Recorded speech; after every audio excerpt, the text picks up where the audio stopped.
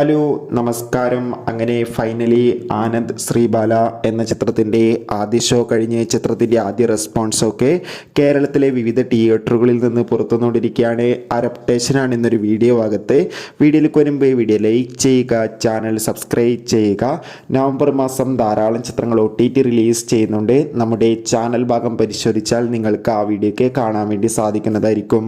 അർജുൻ അശോകൻ, അപർണ ദാസ് എന്നൊക്കെ പ്രധാന കഥാപാത്രങ്ങളായെത്തി ഇന്ന് റിലീസ് ചെയ്ത ചിത്രമായിരുന്നു ആനന്ദ് ശ്രീബാല. എല്ലാ സിനിമാ പ്രേമികളും ഒരേപോലെ ചിത്രത്തിൻ്റെ റിലീസിനായി കാത്തിരിക്കുകയായിരുന്നു.